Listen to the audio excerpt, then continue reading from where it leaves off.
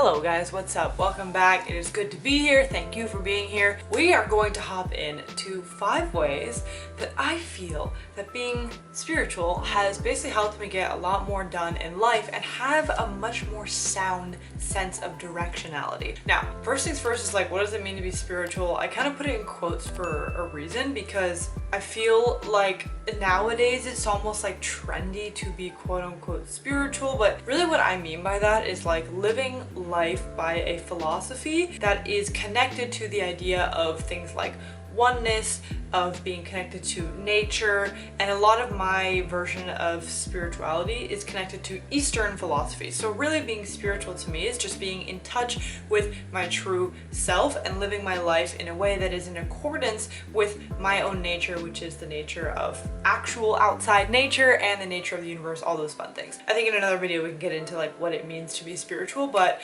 I think if you stumbled upon this video, there's a big chance that you consider yourself to be spiritual, and I'm like that too. So these are the ways I think these are the ways that being spiritual has really helped me in my life, and this is in the context of getting more done. A mix of productivity, but also just feeling more satisfied with what I do get done in my life. And I think the sense of spirituality will show itself in the reasons. So let's hop right in. Number 1, most people waste their time because they don't actually know what they want. And so this really speaks to something I believe, which has to do with intuition. When you are not connected to your intuition, I think you've put yourself further away from knowing what you want.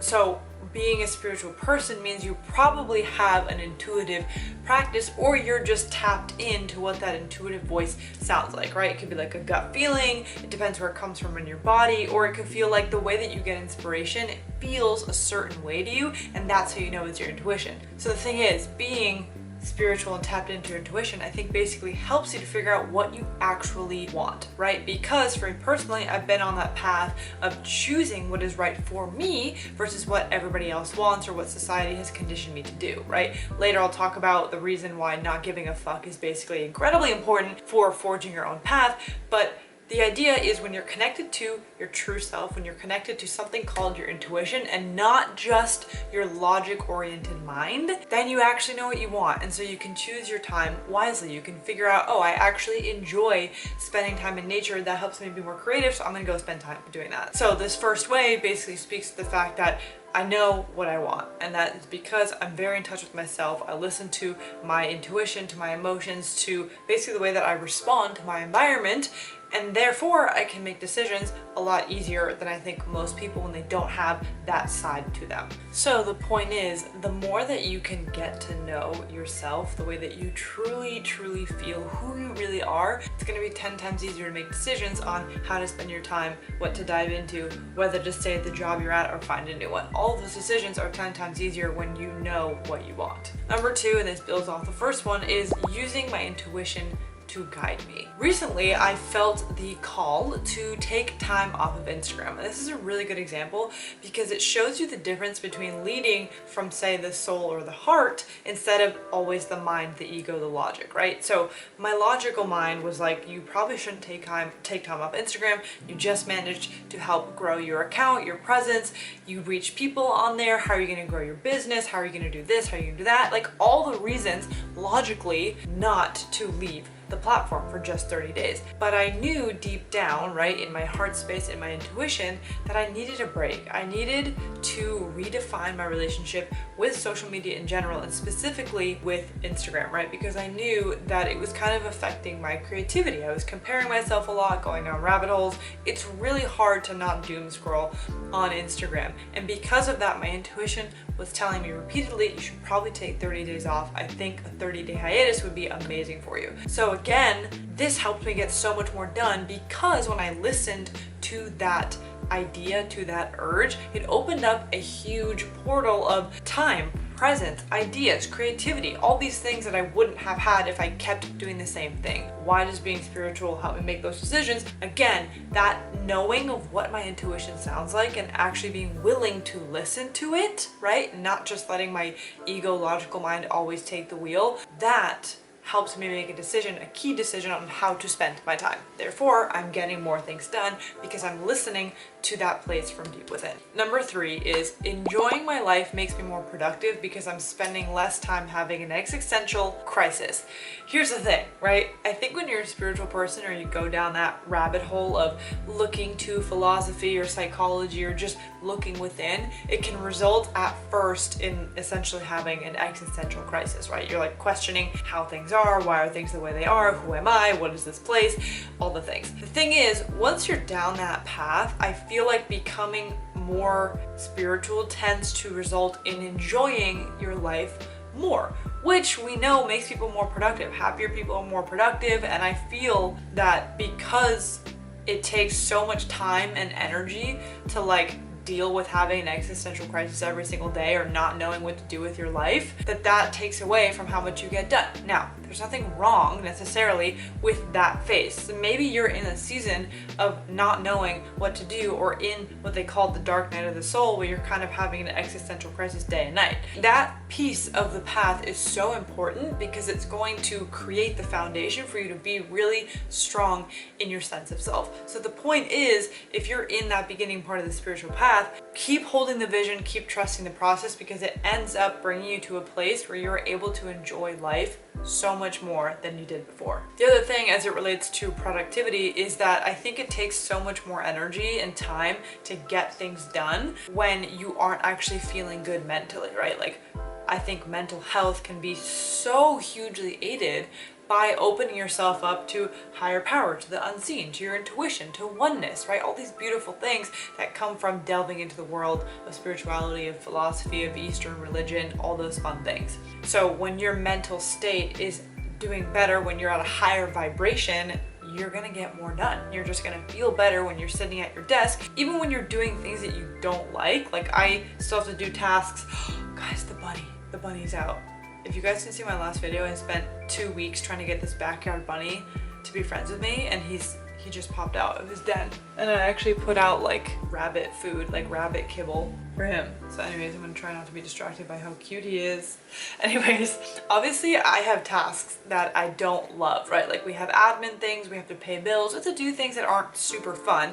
The thing is, because my general outlook on life is one that finds a silver lining, is one that understands balance, right? The duality of life, that there's going to be darkness if there's going to be light, then those activities aren't as much of a burden. So the other thing here is, it doesn't mean that you have to be like high vibration all the time and like disregard your negative emotions. Actually being able to sit with your emotions and understand how the darkness is helping you see the light, that actually makes it so you transcend those negative emotions faster, and they don't take as much of a toll on you, but they're actually part of your healing process. Now, I want to take a moment here to say that the irony of this video is that like being spiritual is not really something that I view as like, oh, it's a life hack so that I get more things done. Like, I don't think we're actually here on earth to like be as productive as possible. But the point is, I think there is a reality that you want to do things that are aligned for you. You want to enjoy the work you're doing, and you want to make the most of your time. Like, that is a fantastic and noble pursuit. And I think the truth is, becoming more spiritual helps those things, and that is wonderful. It's kind of like a really great symptom of connecting back to yourself. Number 4, and this might be my favorite one, although number 5 is a close second. An aligned life means that there's less exertion on your part to try to force things to work. So what I mean by that is, when your life is in alignment, meaning the external factors are a match for who you are internally, then life is a lot more easeful and smooth because you spend less time forcing things to work. So, for example, authenticity and truth are 2 huge pillars that I live by, and it's resulted in my life, basically like the exterior things, to really align with who I am on the inside, because I'm telling the truth, because I'm showing people who I really am. It takes out the effort of me having to like put on this persona in order to achieve XYZ. There's like this sense of magnetism that comes from putting yourself out there as you are, and that is super informed by being in touch with yourself by being this spiritual creature because you're authentic. You're not afraid to show who you are because you have this understanding of the way that nature works, of duality, of balance, of all these fantastic concepts that I talk about all the time on the channel. And it's not as woo as it sounds. Like, yes, I believe in the idea of putting an intention out there, and when I'm authentic and when I show up as myself, that literally magnetizes things to me. But in a practical sense, you know, when there's people around you and what they're seeing is actually who you are, then they know how to respond, right? So they know if an opportunity is meant for you because you're presenting your true self, right? Versus if you are operating as a persona, you have to do all of this work to see if something is aligned or not, to make it, force it into your, you know, persona, but who you actually are. Like, it gets really complicated when we've put this facade out there and then who we are inside is completely different. So the point is, when you just put yourself out there as you are, life is 10 times easier because your friend group, you either lose friends accordingly, which is a good thing if they're not the right friends for you, and you gain friends also so much easier because people know what they're getting. And authenticity is not just something that is seen on the outside. People can feel it too. People can feel when you are being the real you. And I think that affects the alignment of your life, which makes things 10 times easier when it comes to picking opportunities and taking on work projects. Like, people will come to you for the right things and you will be ready and free to say yes. Basically, it takes a lot of the guesswork out and a lot of the forcing work out when you put the real you out there, because the universe provides things according to that vibration. And number 5, again, I think this might be my favorite one, because truly, a lot of this cannot be achieved without the idea of not giving a fuck. I cannot recommend this enough. I feel like it sounds like a nice to have, but honestly, I think that you could argue that not giving a shit about what someone might think or what the societal norms are has basically like rewired my brain into being able to focus on what really matters. There is a reason why there are books written about this concept, why it's on so many t-shirts and mugs and all those fun things. It is so important to be able to know what really matters. And there is a phase, I think, where you have to like rewire the way that your brain works so that you are not at default thinking about how something is going to be perceived. This is something that I learned during COVID, really for a number of reasons, but one of the biggest ones being that it was a time where it felt really hard to like speak up and say what you thought was right. And aside from that, people's friend groups were changing, we were working from home, life was completely altered. And during that time was when I learned to prioritize my true self, my authenticity, and saw that it can have this really amazing ripple effect over my entire life, right? And so in a time where it was really difficult to essentially tell the truth, if it was against the mainstream, that was where I learned the power of not caring about what the external world has to say and prioritizing that internal sense of authenticity, of truth, of honesty. And nowadays, like, the reason why I feel like it's so easy for me to start a project, to make a YouTube video, to do a podcast, to write whatever I want to write, or make videos on TikTok about what I want, is because I literally do not think about what people are going to perceive it as, right? And I think honestly, one of the number one things that stops people from going after what they want to do and from starting their dream project, from unlocking their potential, is just worrying too much, overthinking about how it will be perceived. And as an artist, like, that's your number one death sentence, is to think too much about the outcome or what people from home are going to say, or what your high school friends will say, or what your parents or your family or random people on the internet, right? Anyone except for you, right? So the default mode for me is to check in with myself, to check in with my intuition, with my heart, my soul, all those things, whatever it looks like for me to say, is this right for me? Is this something I want to do? That basically puts so much less space between me right now and the goal that I'm trying to achieve. And that is all incredibly aided by me being a spiritual person, right? Someone who has a consistent practice of checking in with myself, of being intentional, of meditating, of being present, of spending time in nature, right? I've prioritized and changed my operating system.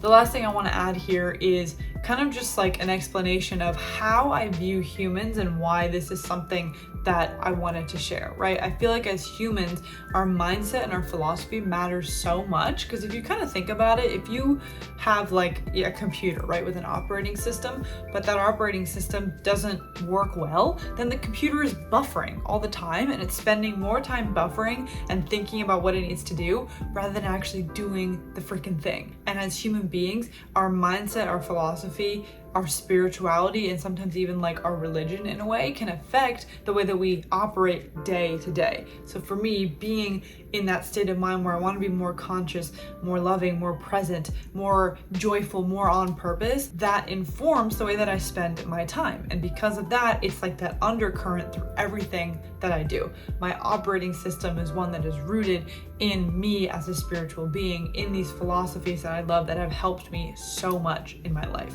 So basically, if your operating system is outdated or wonky or doesn't match who you really are, you're going to spend so much time buffering and overthinking than actually doing the thing that you want to do. And we're here to live our purpose. We're here to enjoy our life, right? It's not just about how much output or how productive you can be. It's about enjoying that time, making the most of it, enjoying it, being present, being in stillness, working hard if that's what you love to do. So the point is, the more that you can become clear on who you really are, the less time you spend overthinking and not taking action. And when you take action on who you are, that's how you create your aligned life. Thank you guys so much for watching. If you enjoyed this, be sure to hop into my newsletter. It's linked in the bio. It's free. I share weekly insights, philosophies, what I'm learning, behind the scenes, all that fun stuff. Make sure you hop in there, and I'll see you guys in the next one.